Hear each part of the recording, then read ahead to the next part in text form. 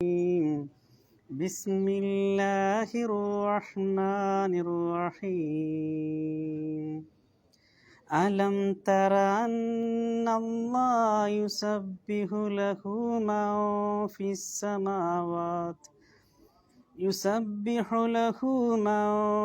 السماوات والأرض والطير صافات كل قد علم صلاته وتسبيحه والله عليم بما يفعلون. ശ്രദ്ധിക്കാനുള്ളത്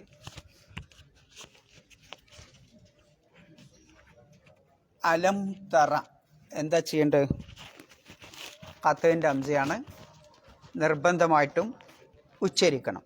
പിന്നെ മീമിനെ ഇൽഹാർ ചെയ്താൽ മതി, മണിക്കാനൊന്നും പോണ്ട. അന്ന അതേപോലെ തന്നെയാണ്, ആ നിർബന്ധമായിട്ടും ഉച്ചരിക്കണം. ഖത്തറിൻ്റെ അംസയാണ്. നൂനിനെ ഇദ്ഗാം ചെയ്യണം, ഉന്നത്തോടു കൂടി ഉച്ചരിക്കണം. പിന്നെ ശ്രദ്ധിക്കാനുള്ള യുസബ്ബിഹു ലഹു, അവിടെ രണ്ട് കതറേ നീട്ടാവൂ. യുസബ്ബിഹു ലഹു മം ഫിസ് സമാവാത്ത്, ആ സാക്കിനായ നൂനിനെ ഫായിലേക്ക് യഖ്ഫാ ചെയ്യണം. അപ്പോൾ എങ്ങനെ ഓതണം? മംഫി. പിന്നെ അസമാവാത്തി കൂട്ടി ഓതുമ്പോൾ ഉച്ചാരണം ഉണ്ടാവില്ല. വൽ അർ അതേപോലെ തന്നെ. പിന്നെ വത്തൈറു സാഫാത്തിൻ, അവിടെ ഏറ്റവും നല്ലത് കൂട്ടി ഓതലാണ്. സാഫാത്ത് നിർത്താതെ സ്റ്റോപ്പ് ചെയ്യാതെ കൂട്ടി ഓതലാണ് ഉത്തമം. അപ്പം എങ്ങനെ ഓതണം? വത്തൈറു സാഫാത്ത്, അവിടെ സ്വാ എത്ര നീട്ടണം? എന്താ അതിൻ്റെ സൂത്രം? എന്തുകൊണ്ടാണ് ഞങ്ങൾ 4 to 6 പറഞ്ഞത്? അലിഫ് അല്ലേ, സ്വാ എന്നുള്ള അലിഫ്, അതിന് ശേഷം ഫ് ഫ, അതാണ് സാഫാത്തായത് അല്ലേ. ശേഷം വരുന്ന അക്ഷരം ഏതാ? സുക്കൂനുള്ളതാ. ഫ എന്ന് പറഞ്ഞാൽ എന്താ? ഫ് പ്ലസ് ഫ ആണ് എന്ത്? ഫ ആയത്. അപ്പം എന്ത് ചെയ്യണം? നിർബന്ധമായിട്ടോടോ പിന്നെ നീട്ടണം. സോ നീട്ടണം. പിന്നെ സോഫാത്തിൻ, ഫ 2 കതറേ നീട്ടാവൂ. ഫ അല്ല നീട്ടണ്ടേ, ഏതാ നീട്ടേണ്ടത്? സ്വ. അപ്പം എങ്ങനെ ഓതണം? സോഫാത്തിൻ, തിൻ എന്നുള്ള കസർ തൻവീൻ എന്ത് ചെയ്യണം? ഇഖ്ഫാ ചെയ്യണം. അവിടെ കൂട്ടി ഓതലാണ് ഉത്തമം എന്ന് ഞാൻ പറഞ്ഞില്ലേ. അപ്പോൾ സോഫാത്തിൻ, ആ തിന്നില്ലേനെ കാഫിലേക്ക് എന്ത് ചെയ്യുക? യഖ്ഫാ ചെയ്യണം. സോഫാത്തിൻ കുല്ലും കത്, അവിടെ കുല്ലും, അവിടെ എന്ത് ചെയ്യണം? കുല്ലും കത്. പിന്നെ അലിമ സ്വലാത്തഹു വ തസ്ബീഹഹു, അവിടെ നിർത്തലാണ് ഉത്തമം. അവിടെ കല കണ്ടില്ലങ്ങൾ, സ്റ്റോപ്പ് ചെയ്യലാണ് ഉത്തമം. അപ്പോൾ 2 രൂപത്തിൽ അവിടെ നിർത്താം. ഒന്ന് വ തസ്ബീഹു, 2 വ തസ്ബീഹ എന്ന് പറഞ്ഞോലും ഉണ്ട്. ഏറ്റവും നല്ല വ തസ്ബീഹു എന്നാണ്. പിന്നെ വല്ലാഹു അലീമുൻ, ആ എന്ത് ചെയ്യണം? ദമ്മു തൻവീൻ എന്ത് ചെയ്യണം? ഇഖ്ലാബ് ചെയ്യണം. എങ്ങനെ ഓതണം? അപ്പം ഹലീമും ബിമ, മുൻ എന്നുള്ള നൂനിൻ്റെ ശബ്ദത്തെ എന്താക്കി മാറ്റണം? മീമിൻ്റെ ശബ്ദമാക്കി മറിക്കണം. അതാണ് അവിടെ ചെയ്യേണ്ടത്. അപ്പം എങ്ങനെ ഓതണം?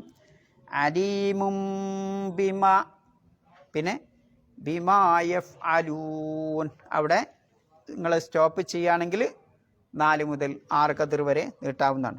ആയത്ത് എല്ലാവരും കൂടി ഒന്ന് ഓതി വയ്ക്കാൻ. അഊദു ബില്ലാഹ്.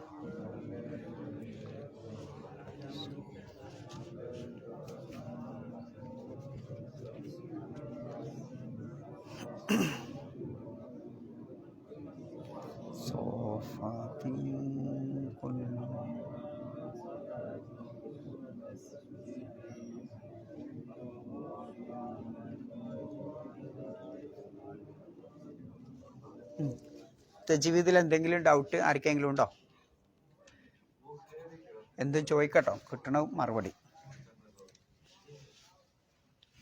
എന്നാർത്ഥം പറഞ്ഞോളി. അലം തറ, അലം എന്ന് പറഞ്ഞാൽ അലം തറ, നീ കണ്ടില്ലയോ? അന്നല്ലാഹ വൽ അർദ്, ഭൂമിയിലുള്ളവരും അവന് തസ്ബീഹ് ചെയ്തുകൊണ്ടിരിക്കുന്നു എന്നത് നീ കാണുന്നില്ലേ? പിന്നെ വത്വൈറു പക്ഷികളും, സ്വാഫാത്തിൻ ചിറക് വിടർത്തിക്കൊണ്ട് പറക്കുന്ന പക്ഷികളും, കുല്ലുൻ എല്ലാ ഓരോരുത്തരും ഖദ് അലിമ സ്വലാത്തുഹു അതിൻ്റെ പ്രാർത്ഥന അത് മനസ്സിലാക്കിയിട്ടുണ്ട്, വ തസ്ബീഹു അതിൻ്റെ തസ്ബീഹിൻ്റെ രീതിയും അത് മനസ്സിലാക്കിയിട്ടുണ്ട്. വല്ലാഹു അല്ലാഹു അത്രേ അലീമുൻ നന്നായി അറിയുന്നവൻ, എല്ലാം അറിയുന്നവൻ, ബിമാ യഫ്അലൂൻ അവർ പ്രവർത്തിക്കുന്നതിനെ സംബന്ധിച്ച് അല്ലെങ്കിൽ ആ കാര്യത്തെപ്പറ്റി ഏറ്റവും നന്നായി അറിയുന്നവൻ അല്ലാഹു അത്രേ. തിരിച്ചു വരിക, അലം തറ ആ അലിഫിന് എന്താ പറയാ? കഴിഞ്ഞ പിന്നെ ഇതിൽ നമ്മൾ ഏതും വിവരിക്കാൻ ബാക്കിയുണ്ടായിരുന്നു. എവിടെ എത്തിയിനിപ്പോൾ നമ്മൾ ആയക്കടൽ അല്ലേ? ഏകദേശമൊക്കെ നമ്മൾ എന്തൊക്കെ പറഞ്ഞു തോന്നൂല്ലേ? എന്താ ആയക്കടലിൻ്റെ പ്രത്യേകത?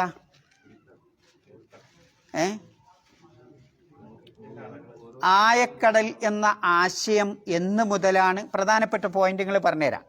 ആയക്കടൽ എന്ന ആശയം എന്ന് മുതലാണ് പിന്നെ മനുഷ്യർ മനസ്സിലാക്കാൻ തുടങ്ങിയത്? എന്ന് മുതലാ? 1958. ഈ 58-ലാണ് ഈ എന്താ കര അല്ലേ, കടലിൻ്റെ കര, അതിനെപ്പറ്റിയുള്ള കണക്കുകളും അതിൻ്റെ സർവേ ഒക്കെ നടന്നത് 1958-ലാണ്. ആ കാലഘട്ടത്താണ് ആയക്കടൽ എന്ന കടൽ വേറെ തന്നെയാണ്. ആയക്കടൽ എന്ന് പറയും, പഴയ കാലത്തും പറയും ആയുള്ള കടലാണ്. അപ്പം ആയുള്ള കുളം എന്നറിയില്ല നമ്മൾ. ആ ആഴല്ല ഉദ്ദേശിക്കുന്നത്. ബഹറുൽ ലുജി എന്ന് പറയുന്നത് ഒരു വേറെ 2 സെപ്പറേറ്റ് കടലുകൾ തന്നെയാണ് എന്ന ആശയം മനസ്സിലാക്കുന്നത് വളരെ കാലം കഴിഞ്ഞിട്ടാണ്. 1958-ന് ശേഷമാണ്. ഇത് അന്നത്തെ മുങ്ങൽ വിദഗ്ധനായ ശാസ്ത്രജ്ഞൻ ഈ കാര്യം പിന്നെ ലോകത്തോട് പറഞ്ഞപ്പോൾ മുങ്ങിയിട്ട് നമ്മളെത്ര 200 മീറ്ററൊക്കെ പറഞ്ഞില്ലേ? ആ 200 മീറ്റർ ഇങ്ങനെ പോകുമ്പോൾ തന്നെ ആ പ്രകാശത്തിൻ്റെ രശ്മികളില്ലേ, ആ രശ്മികൾക്ക് ഓരോന്നും ഓരോ കളറിനും വ്യത്യാസപ്പെടുന്ന ഓരോരോ അകലങ്ങളുണ്ട്. 30 മീറ്റർ വരുമ്പം ചുവപ്പ് കാണൂല, പിന്നെ അങ്ങനെ പോയിട്ട് അസ്ഫർ കാണൂല, ലാസ്റ്റ് എന്താവും അസ്റക്കായി മാറുന്ന ഒരു രംഗമുണ്ട് അല്ലേ? ഓരോരോ കാറ്റഗറി ഉണ്ട്. ആ 200 മീറ്ററിൻ്റെ താഴെ പോയാൽ എന്താണ്? അതിശക്തമായ ക്രൂരിരുട്ട് എന്ന് മാത്രമല്ല, പിന്നെന്താ ഉള്ളത്? സാധാരണ തിരമാലകളല്ല, ശക്തമായ തിരമാലകൾ. എത്രത്തോളം എന്ന് പറഞ്ഞാൽ കറണ്ട് ഉൽപ്പാദിപ്പിക്കാൻ പറ്റുന്ന രൂപത്തിലുള്ള തയ്യാറാത്തുൽ ഹവാസിഫ് എന്നാണ് അതിന് പറഞ്ഞിട്ടുള്ളത്. എന്ന് പറഞ്ഞാൽ ഒരു കൊടുങ്കാറ്റടിക്കുമ്പോൾ എങ്ങനെയാണോ അതിൻ്റെ ആ ശബ്ദവും അതിൻ്റെ ഭീകരതയും ഇതേപോലെയാണ് ആയക്കടലിലേക്ക് എത്തുമ്പോൾ ആ തിരമാലകൾ എന്നതാണ് ഈ ശാസ്ത്രജ്ഞൻ പറയുന്നത്. ആലോചിച്ച് നോക്കുങ്ങൾ. എന്നിട്ട് പണ്ഡിതന്മാർ ഈ കാര്യത്തെപ്പറ്റി വിശുദ്ധ ഖുർആനിൽ പ്രതിപാദിച്ചിട്ടുണ്ട് എന്ന് പറഞ്ഞപ്പോൾ അയാൾ മൂക്കത്ത് കയ്യൊക്കാണ്. ഇത് കേവലം ഒരു മനുഷ്യന്റെ വചനമല്ല എന്ന് ആ ശാസ്ത്രജ്ഞൻ അവിടെ വെച്ച് സമ്മതിക്കാൻ. ഈ മുങ്ങൽ വിദഗ്ധനായ ഇത് കണ്ടെത്തിയ ആള് കടല് ബഹറുൽ ലുജി വേറെ തന്നെയാണ്, അതിൻ്റെ പുറമുള്ള നമ്മൾ കാണുന്ന കടലല്ല എന്ന് മനസ്സിലാക്കി കൊടുത്ത പണ്ഡിതൻ ആ ശാസ്ത്രജ്ഞൻ അത്ഭുതം കൂറുകയാണ് അല്ലേ? ഇതൊക്കെയാണ് അതിൻ്റെ രത്ന ചുരുക്കം എന്ന് നമ്മൾ മനസ്സിലാക്കിയിട്ടുണ്ട്. പിന്നെ അപ്പം ഒരു ചോദ്യം വരും, ആയക്കടലിൽ ഒരുപാട് ജീവികളും മത്സ്യങ്ങളും ഇല്ലേ? മത്സ്യത്തിന് തട്ടാതെ മുട്ടാതെ നേരെ പോകണമെങ്കിൽ കണ്ണ് വേണ്ടേ? സാധാരണ നമുക്ക് കിട്ടുന്ന മത്സ്യത്തിനൊക്കെ കണ്ണില്ലേ? മത്തി, ചാള, അതിനൊക്കെ കണ്ണില്ലേ? അയില, കുറെ മീൻ്റെ പേര് പറഞ്ഞ പോലെ അതിനൊക്കെ കണ്ണില്ലേ? കണ്ണില്ലാത്ത മീനുണ്ടോ? അല്ലേ? ഉണ്ടോ? ആയക്കടലിലുള്ള ജീവികൾക്ക് കണ്ണില്ല. കണ്ണുണ്ടായിട്ട് കാര്യമല്ല. അത് നോക്കേണ്ടി, നിങ്ങളൊന്ന് സെർച്ച് ചെയ്ത് നോക്കേണ്ടി. ആയക്കടലിൽ നിന്ന് വരുന്ന സാധനം പിന്നെ ഇങ്ങനെ ഒരു പാറക്കല്ലുപോലെ ഇങ്ങനെ കാണാം. കണ്ണും ഇതൊന്നും നമ്മൾ കാണൂല. ഒരു പൊതി ഇങ്ങനെ കാണാം. ജീവനുള്ള കുറേ സ്ഥലം. അത് മത്സ്യങ്ങളുണ്ടാവും, അല്ലാത്ത ജീവൻ. അതിന് കണ്ണില്ലാന്നാ.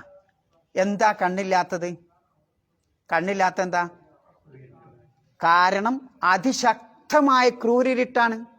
ഇരുട്ടുള്ളടുത്ത് പിന്നെ വെളിച്ചമാണ്. കണ്ണാണെങ്കിൽ എന്തു വേണം? ഞാൻ ഇപ്പം നിങ്ങളെ കാണുന്ന എങ്ങനെ? ഈ വെളിച്ചം ഉണ്ടായിട്ടല്ലേ? വെളിച്ചം കെട്ട നിങ്ങളെ കാണോ? അറിയോ ഇത് നൗഫലാണ്, ഇത് നൂറുദ്ദീനാണെന്ന് ഞാൻ അറിയോ? ഇല്ല. ഞാൻ നടന്നാൽ തട്ടിമുട്ടി അടി ഉണ്ടാവില്ലേ? ഉണ്ടാവും. അപ്പൊ ഈ വെളിച്ചം വേണം കണ്ണാണെങ്കിൽ. എല്ലാ ജീവികൾക്കും അങ്ങനെ തന്നെയാണ്, വെളിച്ചം വേണം. അത് ഏതുവരെ കാണും? ഏകദേശം ഒരു 200 മീറ്റർ വരെ കാണും. അതിൻ്റെ അപ്പുറം കാണോ? കാണൂല. അപ്പൊ ആയക്കടലിലുള്ള മത്സ്യങ്ങൾ പോലുള്ള ജന്തുക്കൾക്ക് അല്ലാഹു സുബ്ഹാനഹു വ തആല കണ്ണ് സെറ്റ്. അപ്പൊ പിന്നെ എങ്ങനെയായിട്ടാ തട്ടാതെ മുട്ടാതെ സഞ്ചരിക്കുന്നത്? മഹാത്ഭുതം. എങ്ങനെയാണ്? എന്താ? ശബ്ദം. ആലോചിക്കുങ്ങള്, ശബ്ദം. ആ ശബ്ദത്തിന്റെ തരംഗം അത് മനസ്സിലാക്കിക്കൊണ്ട് അത് തട്ടാതെ മുട്ടാതെ ഇങ്ങനെ സഞ്ചരിച്ചുകൊണ്ടിരിക്കുകയാണ്. എത്ര ദൂരം വരെ സഞ്ചരിക്കണ മത്സ്യങ്ങളുണ്ട്, ജീവികളുണ്ട് അല്ലേ? റബ്ബിന്റെ സൃഷ്ടിപ്പ് അപാരമാണ്. റബ്ബിന്റെ സൃഷ്ടിപ്പ് അപാരമാണ് എന്നതാണ്. അത് നമ്മൾ അതിനെപ്പറ്റി തന്നെ ചിന്തിക്കുമ്പോൾ, ആ കടലിലെ ഒരു മത്സ്യത്തെ പറ്റി തന്നെ ചിന്തിക്കുമ്പോൾ, ഇതൊന്നും വെറുതെ മുഹമ്മദ് നബി സല്ലല്ലാഹു അലൈഹി വസല്ലം എഴുതി ഉണ്ടാക്കിയതോ പറഞ്ഞതോ അല്ല. മറിച്ച് ഇത് നബി സല്ലല്ലാഹു അലൈഹി വസല്ലമക്ക് വഹി മുഖേന ലഭിച്ച പിന്നെ ഒരു ഗ്രന്ഥം തന്നെയാണ്, ദൈവിക ഗ്രന്ഥം തന്നെയാണെന്ന് ആ മനസ്സിൻ്റെ അന്തരാളത്തിൽ നിന്ന് അവനോട് പറഞ്ഞു പോകും. കാരണം എന്താ? മുഹമ്മദ് നബി കടൽവക്കത്തെ ജീവിച്ചിന് അല്ല, കടലെന്താണെന്നറിയാത്ത മരുഭൂമിയിലാണ് ജീവിച്ച്. മരം തന്നെ ശരിക്ക് കണ്ടിട്ടില്ല മുഹമ്മദ് നബി അല്ലേ? മരങ്ങളുടെ അവിടെ വളരെ അപൂർവ അല്ലേ? ചെറിയ പുൽച്ചെടികൾ. അപ്പൊ അങ്ങനെയുള്ള മരുഭൂമിയിൽ ജീവിച്ച മുഹമ്മദ് നബി സല്ലല്ലാഹു അലൈഹി വസല്ലമയാണ് എന്ത് പറയുന്നത്? ഈ ആയക്കടലിനെ പറ്റിയും ആ ആയക്കടലിലെ പിന്നെ എന്തിനെ പറ്റിയൊക്കെ പറയുന്നത്? അവഗാഹമായ വിഷയങ്ങളെ പറ്റിയൊക്കെ പറയുന്നത് അല്ലേ?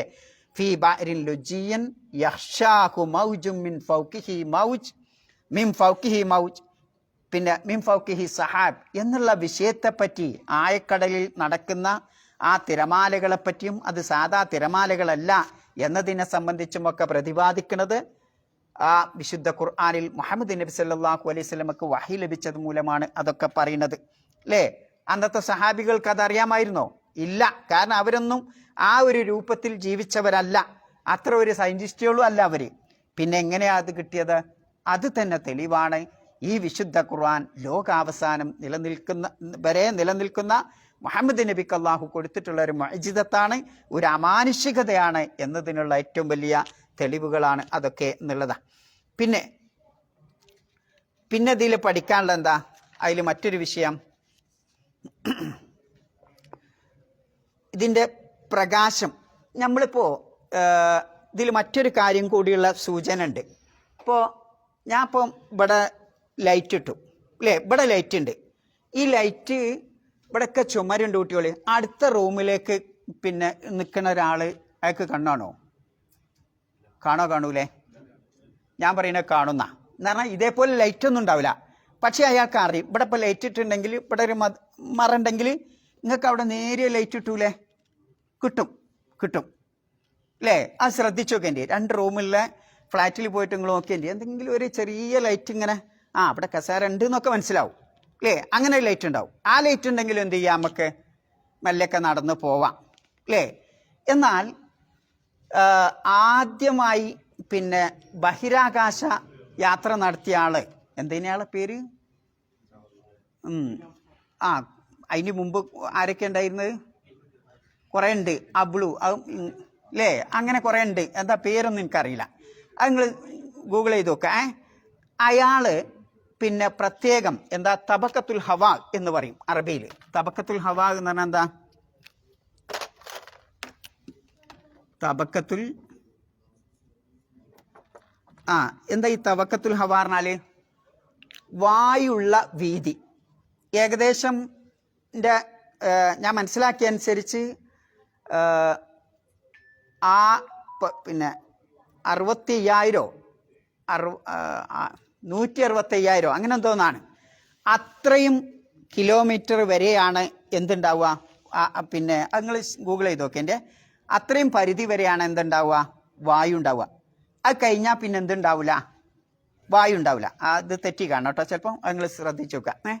അപ്പോൾ ആ പരിധി കഴിഞ്ഞാൽ എന്ന് പറഞ്ഞാൽ തബക്കത്തുൽ ഹവ, വായുവുള്ള ആ വീതി, ആ സ്ഥലം, ആ സ്പേസ് അങ്ങോട്ട് കഴിഞ്ഞാൽ പിന്നെ അങ്ങോട്ട് കടന്നാൽ എന്തുണ്ടാവൂല? കണ്ണാണൂല. കണ്ണാണോ? ഇല്ല. അപ്പൊ ഈ ഇതിങ്ങനെ കിട്ടണമെങ്കിൽ എന്ത് വേണം? വായു വേണം. വെളിച്ചം ഇങ്ങനെ കിട്ടണമെങ്കിൽ അവിടെ നമ്മൾ കാണുള്ളൂ, അല്ലാത്തടത്ത് കാണൂല.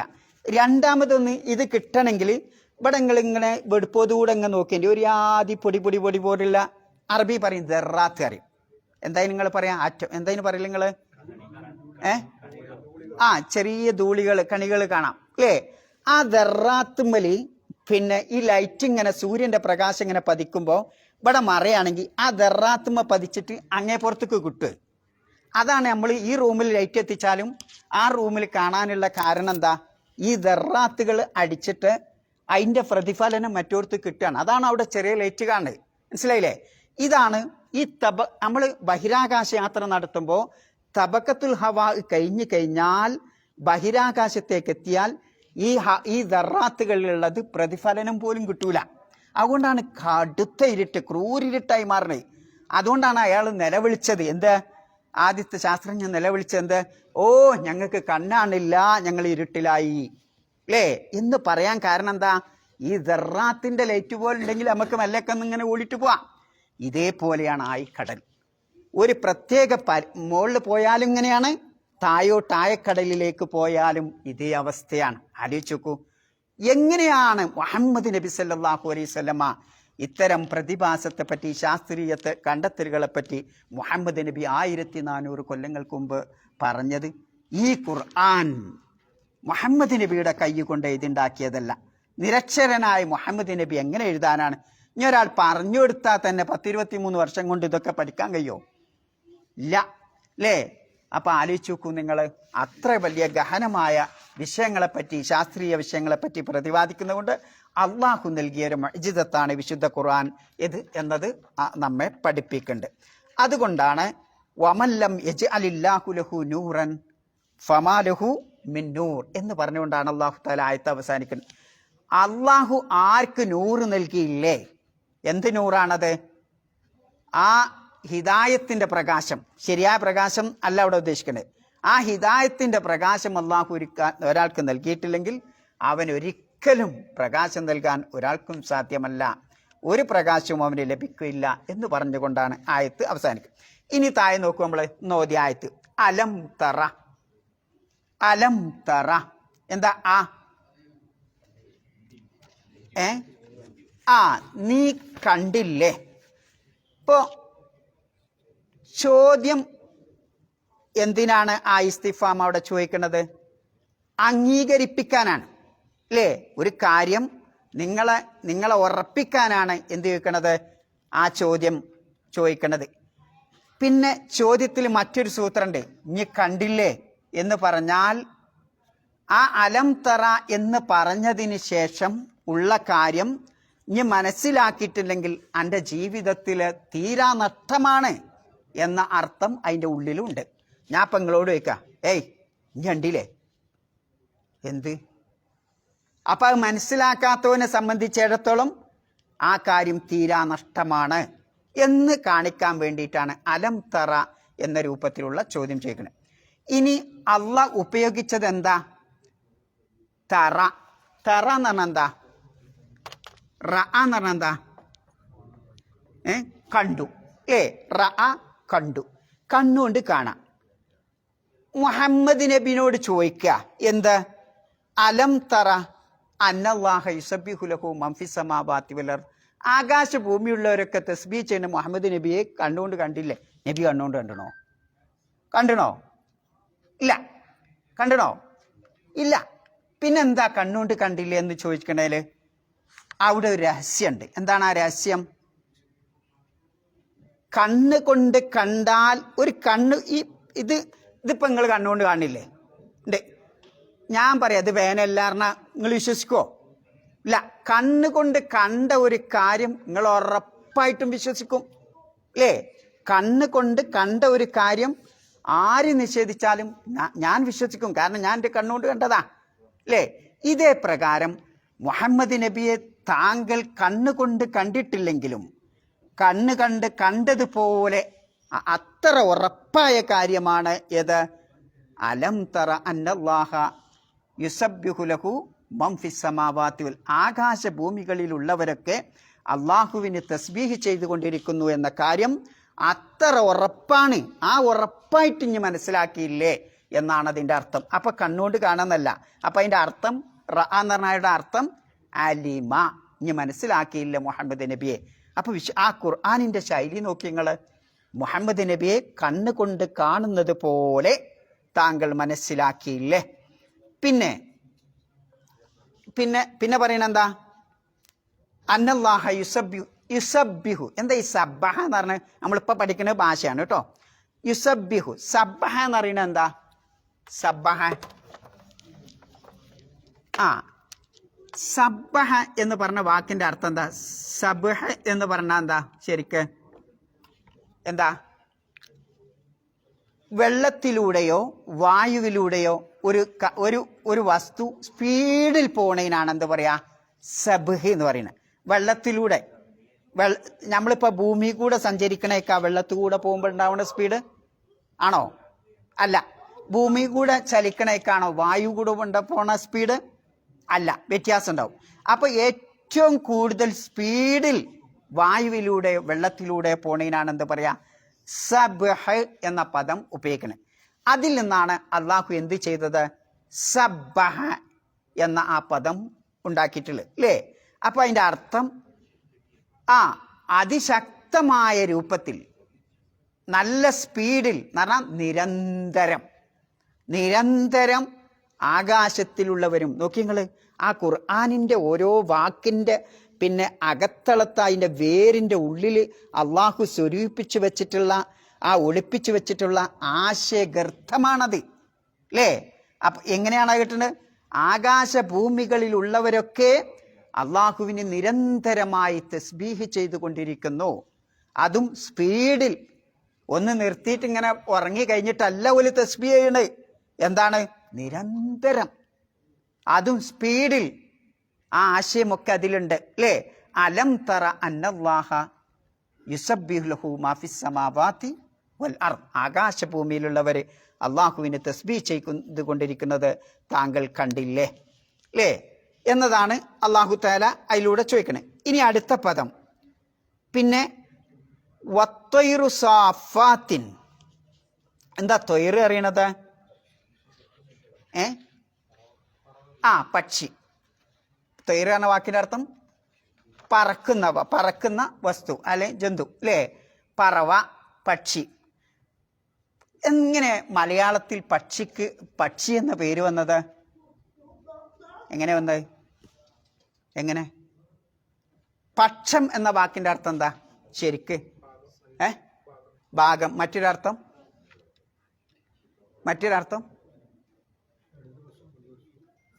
അത് നമ്മളെ രാഷ്ട്രീയം, അല്ലേ? വേറെ ചിറക് എന്നർത്ഥണ്ടതിന്. പക്ഷം എന്ന് പറഞ്ഞ വാക്കിന്റെ അർത്ഥം സ്ഫുട മലയാളത്തിൽ ചിറക് എന്നാ. അപ്പൊ നോക്കി, അങ്ങനെയാണ് പക്ഷി, അല്ലേ? ത്വയ്ർ പറഞ്ഞാലോ ചിറകിട്ട്, സാഫാത്തിൻ ചിറക് വിടർത്തിക്കൊണ്ട് പറക്കുന്നവ, അല്ലേ? വത്വൈറു സാഫാത്തിൻ ചിറക് വിടർത്തിക്കൊണ്ട് പറക്കുന്ന പക്ഷികൾ. പിന്നെ പക്ഷികളും മനുഷ്യരും തമ്മിലുള്ള ചെറിയ വ്യത്യാസം എന്താ? ഒരുപാട് വ്യത്യാസമുണ്ട്. എന്താ? അതിൻ്റെ രക്തം എന്തായിരിക്കും? ചൂടുള്ളതായിരിക്കും, അല്ലേ? നിങ്ങൾ ചെറിയ കോയിനൊക്കെ പിടിച്ചൊക്കെ കൈ കൊള്ളും ചിലപ്പോൾ, അത്ര ശക്തി ചൂടുണ്ടാവും, അല്ലേ? പറവകളൊക്കെ പിടിച്ചിട്ടുണ്ടെങ്കിൽ നമ്മളെ ചൂടുണ്ടാവും. എപ്പോഴാണ് ചൂടുണ്ടാവുക? നമുക്ക് ചൂടുണ്ടാവും നമ്മളെ പിടിക്കുമ്പോൾ. നമ്മൾ പേടിച്ചിട്ടുണ്ടെങ്കിൽ അല്ലെങ്കിൽ ദേഷ്യപ്പെട്ടിട്ടുണ്ടെങ്കിൽ, അല്ലേ? ഞാൻ ഭയങ്കര റൈസായിക്കണത്ത് നൗഫലിനെ പിടിച്ചാൽ ചൂടുണ്ടാവും. അല്ലെങ്കിൽ തന്നെ എനിക്ക് ചൂട് കൂടുതലാണെന്ന് അവൻ പറയല്, അല്ലേ? പിന്നെ ദേഷ്യം പിടിച്ചിട്ടുണ്ടെങ്കിൽ, അതേപോലെ ഞാൻ പേടിച്ച് വരച്ചിട്ടുണ്ടെങ്കിൽ അപ്പോഴൊക്കെ ചൂട് കൂടും. എന്നാൽ പറവകൾ എല്ലാ സമയത്തും എന്താണ്? ഉഷ്ണരക്തമുള്ളവരാണ് എന്നുള്ളതാ. ഇനി നമ്മളെ കണ്ണെവിടെ? മുന്നിലാണ്. നമ്മളൊരു കാര്യം നോക്കണത് രണ്ടെണ്ണം ഓടുക, അല്ലേ? രണ്ട് കണ്ണും ഒരു കാര്യത്തിലേക്കാണ് നോക്കുന്നത്. പക്ഷികളുടെ കണ്ണോ സൈഡിലാ. എന്തേ കാരണം?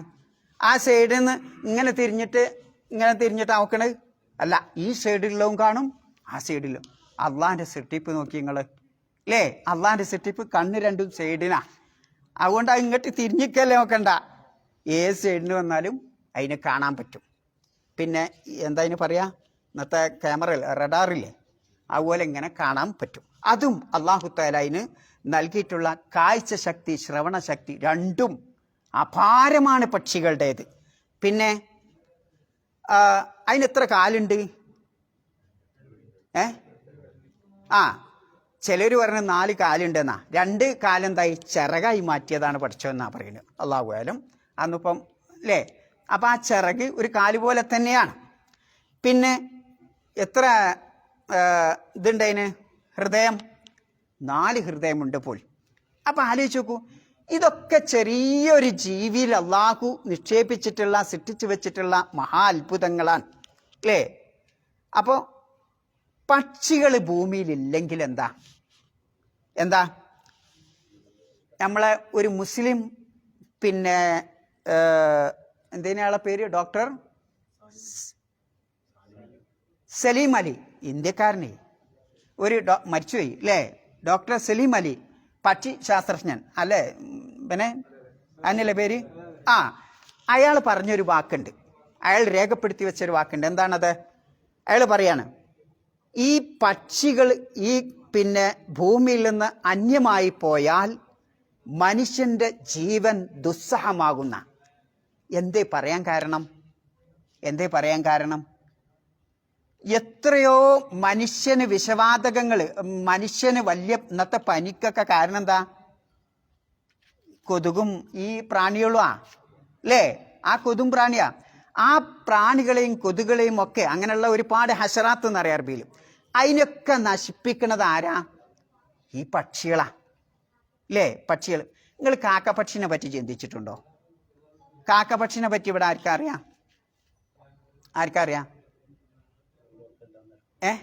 കാക്ക അതിൻ്റെ കുഞ്ഞുണ്ടായാൽ കാക്കപ്പക്ഷിയുടെ തള്ള എന്താ ചെയ്യാ? മനസ്സിലായില്ല. അത് വിരിയാൻ വേണ്ടി ഒരു കൊത്തും. അങ്ങോട്ട് പുറത്ത് വന്ന തള്ളപ്പക്ഷി പാറിപ്പോവും. അപ്പൊ ഈ കുഞ്ഞെന്ത് ചെയ്യും? തൊള്ള തുറന്നിക്കും. ആ തൊള്ള തുറന്നിക്കുമ്പോ സാധാരണ പ്രസവിച്ചാൽ എന്താ ഉണ്ടാവുക? നിങ്ങളെ പെണ്ണുങ്ങൾ പ്രസവിച്ചൊന്നും ഇന്നേരെ കണ്ടില്ല മിസ്കിന്മാര്. കരയും. രണ്ടാമത്തെ അടുക്കുന്ന അടുത്ത് വെക്കേണ്ടി എന്തുണ്ടാവും? നല്ല മണം ഉണ്ടാവും, സുഗന്ധം ഉണ്ടാവും അല്ലേ. ഈ പക്ഷികൾ പ്രസവിച്ചാലും അങ്ങനെ തന്നെ അടൊരു ഗന്ധം ഉണ്ടാവും. ആ ദുർഗന്ധം ഉണ്ടാവുമ്പം ഒരുപാട് തരത്തിലുള്ള പ്രാണികൾ അതിൻ്റെ വായ തുറന്നെടുത്തേക്കൊടുത്ത് ഇങ്ങനെ വരും. അങ്ങനെ വായ തുറന്നേ കേൾക്കാനും ചിലപ്പോൾ ശബ്ദം ഉണ്ടാക്കും അല്ലേ. ആ ശബ്ദം ഉണ്ടാക്കുമ്പോൾ ഈ പ്രാണികളൊക്കെ ആ കാക്കപ്പക്ഷിയുടെ പിന്നെ തൊള്ളയിൽ ഇങ്ങനെ പോയി പറ്റിപ്പിടിക്കും. ആ പറ്റിപ്പിടിക്ക് കുറച്ചടാവുമ്പം അതവിടെ വിഴുങ്ങും. അതാണ് ഇതിൻ്റെ ഭക്ഷണം. എന്തിനാപ്പം ഞാൻ പറഞ്ഞത്? റഹ്മാനായ റബ്ബ് ആ വിരിഞ്ഞ മുട്ടയിൽ നിന്ന് വിരിഞ്ഞ കാക്കക്കുഞ്ഞിന് ഭക്ഷണം നൽകുന്ന രീതി നോക്കി നിങ്ങൾ. ഈ പ്രാണികൾ അതായിട്ട് വിഴുങ്ങ. എത്ര കാലം ഈ പ്രാണികൾ ഇങ്ങോട്ട് വരും?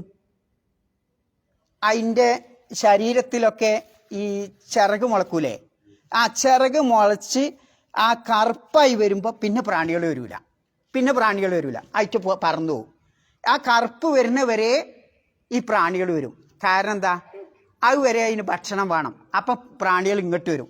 കറുപ്പായി കഴിഞ്ഞാൽ പറക്കാൻ തുടങ്ങും. അപ്പം പിന്നെ ആ പ്രാണികളില്ല മരത്തിൻ്റെ അടുത്തേക്ക് പോകും. എന്തിനാ കാക്കപ്പക്ഷികൾ ഒരു മരത്തിൽ നിന്ന് മറ്റൊരു നിങ്ങൾ ചില ആലിൻ്റെ മരമൊക്കെ കണ്ടില്ലേ അല്ലേ? ആലിൻ്റെ മരം കണ്ടില്ലേ? എന്തുകൊണ്ടാണ് ആ പിന്നെ രൂപത്തിൽ അള്ളാഹു സുബ്ഹാനഹു വ തആല അതിനെ സൃഷ്ടിച്ച് അങ്ങനെ വെച്ചിട്ടുള്ളത്? കാരണം അവിടെ ഒരു രൂപത്തിലുള്ള പിന്നെ ജന്തുജാലങ്ങൾ, ഹഷറാത്ത് എന്നറിയ അറബിയിൽ, അത്തരം ജന്തുജാലങ്ങളാണ് ഈ കാക്കപ്പക്ഷിയുടെ ഭക്ഷണം എന്ന് പറയുന്നത് അല്ലേ. അപ്പം ഞാൻ എന്തിനാ ഇപ്പം പറഞ്ഞത്? അള്ളാഹു സുബ്ഹാനഹു വ തആല ആ കാക്കക്കുഞ്ഞിൻ്റെ ഭക്ഷണം കണക്കാക്കിയിട്ടുള്ളത് ആലോചിച്ച് നോക്കുങ്ങൾ, മഹാ അത്ഭുതമാണ്. സുബ്ഹാനല്ലാഹ്, മഹാ അത്ഭുതമാണ് അല്ലേ? അതുകൊണ്ടാണ് ഈ ഒരു അവസ്ഥയെ സംബന്ധിച്ച് അല്ലാഹു സുബ്ഹാനഹു വ തആല വത്തൈറു സാഫാത്തിൻ, ആലോചിച്ച് നോക്കുങ്ങൾ, ആ പക്ഷിയെപ്പറ്റി ചിന്തിക്കുവാനാണ് അല്ലാഹു സുബ്ഹാനഹു വ തആല അതിലൂടെ നമ്മെ പഠിപ്പിക്കുന്നത്. ഇനി പക്ഷിയുടെ മറ്റൊരു സ്വഭാവം എന്താ? അതിൻ്റെ ഭക്ഷണ രീതി എങ്ങനെ? മനുഷ്യന് ഇന്ന് കിട്ടിയ നാളേക്ക് ശേഖരിച്ച് വെക്കൂലേ? കാരണം എന്താ? ഓന് ഭയാണ്, നാളെ എന്തെങ്കിലും ഭക്ഷണം കഴിക്കാണ്ടാവോ അല്ലേ? നിങ്ങൾക്കില്ലെങ്കിലും ഞാൻ എൻ്റെ വീട്ടിൻ്റെ അകത്ത് ഗോഡൗണിൽ കൊണ്ടുപോയിട്ട് ശേഖരിച്ച് വെക്കും. കണ്ടില്ല നിങ്ങൾ, ഒരു സംഗതി ഉണ്ടായപ്പോത്തിന് ജമ്യ മുഴുവൻ കാലിയായില്ലേ? ആ ബദൽ ഭാര്യ ഗോഡൗൺ മുഴുവൻ കാലിയായി അല്ലേ? എന്താ കാരണം? നമുക്ക് ഭയാണ്, നാളെ എന്ത്. എന്നാ ഈ പക്ഷിയോ? പക്ഷിൻ്റെ കാര്യം ആലോചിച്ച് നോക്കി നിങ്ങൾ, അതിന് ഭയമുണ്ടോ?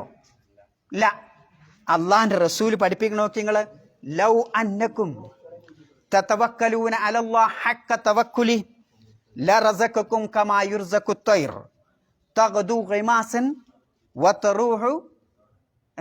വതറൂഹു ബിത്വാന അല്ലേ? അള്ളാഹു സുബ്ഹാനഹു വ തആല തവക്കുലിനെ പറ്റി പഠിപ്പിക്കാൻ ഒരു ഉദാഹരണമായി എടുത്തത് എന്താ? ഈ പക്ഷിനെ പറ്റിയാ. പക്ഷിന്റെ സ്വഭാവം എന്താ? അതിരാവിലെ കൂട്ടിൽ നിന്ന് എണീറ്റ് പറന്നു പോകും, എത്രയോ ദൂരം പറന്നു പോകും. അതിനറിയോ അതിൻ്റെ ഭക്ഷണം എവിടെയെന്നുള്ളത്? ഇല്ല. ആ ഉള്ളടുത്ത് വരെ അത് പറന്നു പോകും. എന്നിട്ടോ രാവിലെ വയറൊട്ടിപ്പോവും, വൈകുന്നേരം എന്ത് ചെയ്യും? വയറ് നിറച്ച് വരും ചെയ്യും. ആരാണ് ഈ പക്ഷിക്ക് ഭക്ഷണം കൊടുക്കുന്നത്? റഹ്മാനായ റബ്ബാണ് അല്ലേ? ഈ കുഞ്ഞിന് ഈ ഹശ്റാത്തുകൾ നൽകിയതുപോലെ ഈ വലിയ തള്ളപ്പക്ഷിക്കും പക്ഷികൾക്കും ഭക്ഷണം നൽകുന്നത് അള്ളാഹുവാണ്. കാരണം നാളേക്ക് വേണ്ടിയാ കൊണ്ടുവന്ന് വെക്കുന്നുണ്ടോ? ഇല്ല. നിങ്ങൾ നമ്മളെ മാവുമ്മല് ഒരു മാങ്ങ ഉണ്ടെങ്കിൽ അത് മുഴുവൻ തിന്ന് കാലിയാക്കി ബാക്കി പൊതിഞ്ഞു കൊണ്ടുപോവുക? ഇല്ല. അത് ഒന്നോ രണ്ടോ അതിനാവശ്യമുള്ളത് തിന്നുള്ളത്, ബാക്കി അവിടെ ഇട്ട് പോവും അല്ലേ? പിറ്റേന്നും വരും, അതിനാവശ്യമല്ലേ തിന്നുള്ളൂ. നമ്മളാണെങ്കിൽ എന്ത് ചെയ്യും? അത് നല്ല അടുത്തവൻ്റെ കൂടി ഉണ്ടെങ്കിൽ നമ്മൾ അഞ്ചിലാക്കി കൊണ്ടുവെക്കും നമ്മൾ അല്ലേ? ആലോചിച്ച് നോക്കും. കാരണം നമുക്ക് ദാരിദ്ര്യം, നമുക്ക് പേടിയാണ്, ഭയമാണ്. എന്നാൽ പക്ഷികളെ സംബന്ധിച്ചിടത്തോളം ആ ദാരിദ്ര്യത്തെ സംബന്ധിച്ചിട്ടുള്ള ഭയമില്ല. അപ്പം ഈ രൂപത്തിൽ സത്യവിശ്വാസികളെ നിങ്ങൾ അള്ളാഹുവിൽ തവക്കുൽ ചെയ്യുകയാണെങ്കിൽ എന്ത് ചെയ്യും? റഹ്മാനായ റബ്ബ് എന്ത് ചെയ്യും? നിങ്ങൾക്ക് റിസ്ക് നൽകും എന്നുള്ളതാണ്. അപ്പൊ പക്ഷികൾ ഇവിടെ എന്ത് ചെയ്യുന്നുണ്ട്? രാവിലെ പറന്നു പോകുന്നുണ്ട്. അതുപോലെ നമ്മളിങ്ങനെ രാത്രിയൊക്കെ ഇങ്ങനെ മൊബൈൽ നോക്കി രാത്രി ഇങ്ങനെ രാവിലെ കിടന്നുറങ്ങരുത്. എന്ത് ചെയ്യണം? അതിരാവിലെ പോകണം എന്ന് ആ പക്ഷിശാസ്ത്രം നമ്മെ പഠിപ്പിക്കുന്നുണ്ട്. അള്ളാഹിന്റെ റസൂലും അത് തന്നെ പഠിപ്പിക്കുന്നുണ്ട്. അല്ലാഹുമ്മ ബാരിക് ലി ഉമ്മത്തി ഫി ബുക്കൂരിഹ, അതിരാവിലെയുള്ള പ്രവർത്തനങ്ങളിൽ പടച്ചോനെ എൻ്റെ സമുദായത്തിന് ബർക്കത്ത് ചെയ്യണമേ എന്ന് റസൂലുള്ളാഹി സ്വല്ലല്ലാഹു അലൈഹി വസല്ലം പ്രാർത്ഥിക്കുന്നതാണ്. അപ്പോൾ നമ്മൾ അധ്വാനിക്കാൻ പുറപ്പെടേണ്ടത് അതിരാവിലെയാണ്. അതാണ് ആ പക്ഷിശാസ്ത്രത്തിൽ നിന്ന് അള്ളാഹു നമ്മെ പഠിപ്പിക്കണം. മഹാന്മാരായ സ്വഹാബത്തൊക്കെ കച്ചവടത്തിന് വേണ്ടി ആളുകളെ പറഞ്ഞേക്കുമ്പോൾ, ഇപ്പോൾ ഉദാഹരണമായിട്ട് സഹറുൽ ഖാമിദി എന്ന് പറയുന്ന വലിയ ബിസിനസ്മാൻ ഉണ്ട്, നബി സല്ലല്ലാഹു അലൈഹി വസല്ലമയുടെ കാലഘട്ടത്തെ ഒരു സഹാബി. അദ്ദേഹത്തിൻ്റെ കച്ചവടത്തിന് വേണ്ടി ആളുകളെ പറഞ്ഞേക്കുമ്പോൾ അതിരാവിലെ പറഞ്ഞേക്കും. മാത്രമല്ല നബി സല്ലല്ലാഹു അലൈഹി വസല്ലമ യുദ്ധത്തിന് സൈന്യത്തയക്കുമ്പോഴും അതിരാവിലെ പറഞ്ഞയക്കാറുണ്ടായിരുന്നു എന്നുള്ള. അപ്പോൾ ഇത് പക്ഷികളിൽ നമുക്ക് കിട്ടുന്ന ഒരു പാഠമാണ്. രണ്ടാമത്തത്, അള്ളാഹു സുബ്ഹാനഹു വ തആല പക്ഷികളുടെ പ്രത്യേകത അതിൻ്റെ സംതൃപ്തിയാണ്. അതിറ്റക്ക് എന്താ കിട്ടിയോണ്ട് എന്തുണ്ടാവും? തൃപ്തി ഉണ്ടാവും. നമുക്ക് എത്ര കിട്ടിയാലും സംതൃപ്തിയാവോ? ഇല്ല. അതാണ് ഈ പക്ഷികളുടെ മറ്റൊരു പ്രത്യേകത. അതുകൊണ്ടാണ് റസൂലുള്ളാഹി സ്വല്ലല്ലാഹു അലൈഹി വസല്ലം പറഞ്ഞത്, വളരെ ക്ലിയർ മനസ്സാണ് അതിൻ്റെ. കാരണം മാങ്ങ മുഴുവൻ തിന്നു പോവാന്നുള്ളതല്ല, ആവശ്യമുള്ള തിന്ന് ആ സംതൃപ്തിയോട് കൂടി പോകും. അതുകൊണ്ട് റസൂലുള്ളാഹി സ്വല്ലല്ലാഹു അലൈഹി വസല്ലം പറയുന്നത് കാണാം, യദ്ഖുലുൽ ജന്ന, സ്വർഗത്തിൽ പ്രവേശിക്കും. ആര്? അക്വാമുൻ, ഒരു ജനവിഭാഗം. എന്താണ് അതിൻ്റെ പ്രത്യേകത? ആ ജനവിഭാഗങ്ങളുടെ പ്രത്യേകത എന്താ? അഫ്ഇദത്തുഹും, അവരുടെ ഹൃദയം മിസ്ല അഫ്ഇദത്തി ത്വയ്ർ, പക്ഷികളുടെ ഹൃദയങ്ങളെ പോലെയാണ്. എന്ന് പറഞ്ഞാൽ ഒരു അസൂയയില്ല, ഒരു സ്പർദ്ധയില്ല, ഒരു വേണ്ടാത്ത സ്വഭാവമില്ല, ആവശ്യത്തിന് ഉള്ള കിട്ടിയോണ്ട് സംതൃപ്തി. ഇതാണ് പക്ഷികളുടെ ഹൃദയം. എന്താ, പക്ഷികളുടെ ഹൃദയം പോലെയാണ് സ്വർഗത്തിൽ പ്രവേശിക്കുന്ന സ്വർഗവാസികളുടെ ഉപമ എന്ന് റസൂലുള്ളാഹി സ്വല്ലല്ലാഹു അലൈഹി വസല്ലമ പറയാനുള്ള കാരണം. അതുകൊണ്ട് എന്ത് ചെയ്യണം? നമുക്ക് എന്താണോ കിട്ടിയിൽ അതിൽ സംതൃപ്തനാവുക എന്നുള്ളതാണ്. ആ കിട്ടിയത് ധരിക്കുക, കിട്ടിയത് തിന്നുക. എങ്കിൽ എന്ത് കിട്ടും? ആ സംതൃപ്തി ഉണ്ടാകുമ്പോൾ നമ്മുടെ മനസ്സ് ക്ലിയർ ആക്കാൻ പറ്റും. ആ മനസ്സിൽ എന്തുണ്ടാവില്ല? അസൂയ ഉണ്ടാവില്ല, പകയുണ്ടാവില്ല, വിദ്വേഷം ഉണ്ടാവില്ല. ഇങ്ങനെയുള്ള ഒരു ദുസ്വഭാവവും ആ മനസ്സിലേക്ക് കടന്നു വരില്ല എന്നുള്ള. പിന്നെ പക്ഷികൾക്ക് വേറെ, പ്രത്യേകിച്ചും കാക്കപ്പക്ഷികൾക്ക് മറ്റൊരു പ്രത്യേകതയുണ്ട്. എന്താണ്? നിങ്ങൾ ശ്രദ്ധിച്ചിട്ടുണ്ടോ? പിന്നെ എന്തെങ്കിലും ദുർബലമായ ജീവി, ഇപ്പം ഒരു ഈജിപ്ഷ്യൻ പണ്ഡിതൻ പറയുന്നുണ്ട്, പിന്നെ ദജില എന്ന് പറയുന്ന ഒരു നദിയുടെ പേരാണ് അല്ലേ, യുഫ്രട്ടീസ് എന്നോ എന്താണെന്നാണ് അതിൻ്റെ പേര്, ദജില ഫുറാത്ത് എന്നാണ്. അതിൻ്റെ അടുത്തുള്ള 2 ഈന്തപ്പന. ഒരു ഈന്തപ്പനയിൽ എന്തുണ്ട്? അതിൽ നല്ല പഴുത്ത് പാകമായി ഈന്തക്കായുണ്ട്. രണ്ടാമത്തേൽ എന്തുണ്ട്? അത് ഉണങ്ങിയതാണ്. അപ്പോൾ ഒരു കാക്കപ്പക്ഷി വന്നിട്ട് ഈ ഈന്തപ്പനയിൽ നിന്ന് നല്ല കായ് പിന്നെ ഒന്ന് ഉണങ്ങിയതിൻ്റെ മുകൾക്ക് ഇങ്ങനെ പാറി പറന്നുകൊണ്ട് അവിടെ ഇട്ട് കൊടുക്കുന്നുണ്ട്. അപ്പോൾ അയാൾ ശ്രദ്ധിക്കണം, എന്താ ഇപ്പോൾ ഈ കാക്കപ്പക്ഷി എന്നും ഇങ്ങനെ ചെയ്യണത്? അവിടുന്ന് പറിച്ചു കൊണ്ടുപോയിട്ട് ചുണ്ടിലാക്കിയിട്ട് അവിടെ കൊണ്ടുപോയിടണം എന്താ? അപ്പോൾ ഈ പിന്നെ ഉണങ്ങിയ മരത്തിൽ കയറി വെക്കുമ്പോൾ അവിടെ കണ്ണ് കാണാത്തൊരു പാമ്പുണ്ട്. ആ പാമ്പിൻ്റെ വായിൽ വെച്ചു കൊടുക്കുകയാണ്. ഇത് കാക്കകളുടെ പ്രത്യേകതയാണ്. ഇത് ശാസ്ത്രലോകം തെളിയിച്ചതുമാണ്. ആലോചിക്കുക നിങ്ങൾ, മഹാ അത്ഭുതം അല്ലേ? സമൂഹത്തിൽ ദുർബലരായ ആളുകളെ സഹായിക്കുക എന്നുള്ളത് പക്ഷികളുടെ സ്വഭാവമാണ്. നമ്മളോ അതാണ് ചിന്തിക്കേണ്ടത് അല്ലേ? അപ്പൊ അള്ളാഹ് വെറുതെ പറഞ്ഞതല്ല എന്ത്, വത്തൈറുസാഫാത്തിൻ, ഈ പക്ഷികളെ പറ്റി ചിന്തിക്കാൻ പറഞ്ഞത് മഹാ അത്ഭുതങ്ങളാണ്. പിന്നെ അയിറ്റക്കൊരു എന്തില്ല, ഒരു വിരസത ഉണ്ടോ? ഇതിപ്പം കുറേ ആയി ഇങ്ങനെ പറക്കണ്, കുറേ ആയി ഇങ്ങനെ ജോലി ചെയ്യണമെന്നുള്ള ആ വിരസതയും മടിയുണ്ടോ? അങ്ങനൊന്നും അയിറ്റക്കില്ലാന്ന്. ആ കൃത്യമായിട്ട് അത് ചെയ്തുകൊണ്ടിരിക്കും. തിന്നുമ്പോൾ കിട്ടിയെന്ന് വിചാരിച്ച് സുഭിക്ഷമായി കഴിക്കൂല, ആവശ്യത്തിനേ കഴിക്കുള്ളൂ.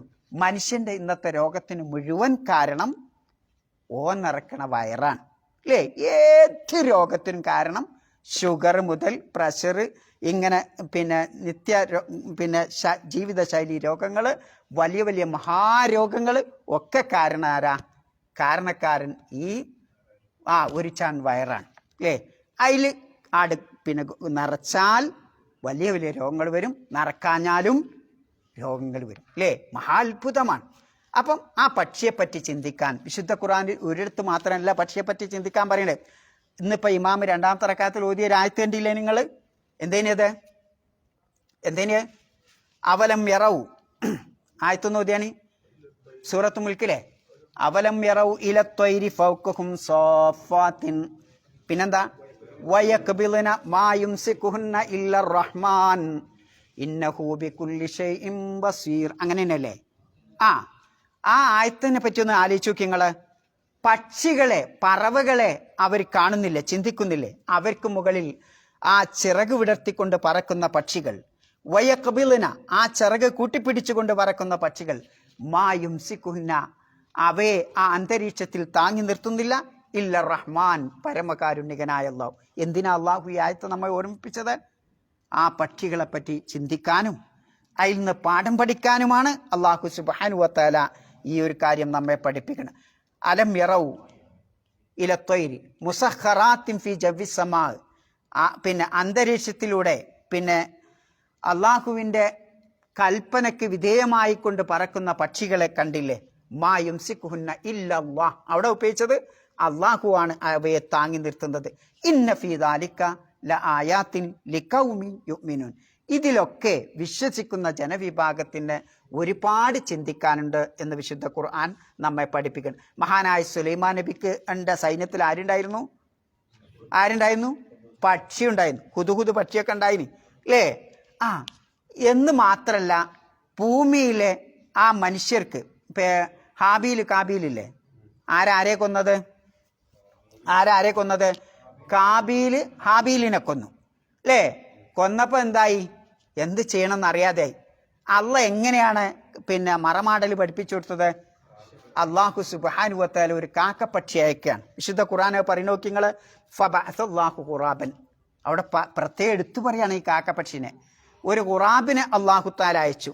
യബ്അസു ഫിൽ അർദ്, ഭൂമിയിൽ ആ കാക്കപ്പക്ഷി എന്നിട്ട് ഇങ്ങനെ മാന്തിയാണ്. എന്തിനാ മാന്തണത്? ലിയുരിയഹു കൈഫ യുവാരി സൗഅത്താഹി, തൻ്റെ സഹോദരൻ്റെ മൃതശരീരം അഥവാ ഹാബീലിൻ്റെ മൃതശരീരം എങ്ങനെ മറമാടണം എന്ന് പഠിപ്പിക്കാൻ വേണ്ടിയിട്ട് അള്ളാഹു സുബ്ഹാനഹു വ തആല ആ പക്ഷിയിലൂടെ പഠിപ്പിക്കുകയാണ് ആദിമ മനുഷ്യന്മാർക്ക്. അല്ലേ, ആലോചിക്കൂ. നമ്മളിപ്പോൾ ഒന്ന് കബറൊക്കെ കുഴിച്ച്, ആധുനിക രീതിയിൽ കബറൊക്കെ കുഴിച്ച് ആര് പഠിപ്പിച്ചതാ?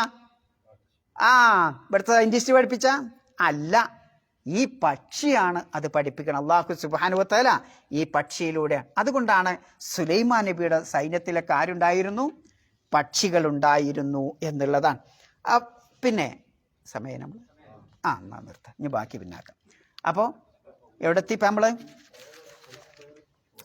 അലം തറ അന്നല്ലാഹ യുസബ്ബിഹു ലഹു മൻ ഫിസ് സമാവാതി വൽ അർദ്, ആകാശങ്ങളിലും ഭൂമിയിലുള്ളവരുമൊക്കെ അള്ളാഹുവിന് തസ്ബീഹ് ചെയ്തുകൊണ്ടിരിക്കുന്നതിനെ പറ്റി നിങ്ങൾ ചിന്തിക്കുന്നില്ലേ? വത്തൈറു സ്വാഫാത്തിൻ, ചിറക് വിടർത്തിക്കൊണ്ട് പറക്കുന്ന പക്ഷികളും എന്ത് ചെയ്യുന്നുണ്ട്? തസ്ബീഹ് ചെയ്യുന്നുണ്ട്. ബാക്കി നമുക്ക് ഇൻഷാ അല്ലാഹ് അടുത്ത ക്ലാസ്സിലാക്കാം. സുബ്ഹാനക്കല്ലാഹുമ്മ വബിഹംദിക അശ്ഹദു അല്ലാ ഇലാഹ ഇല്ല അൻത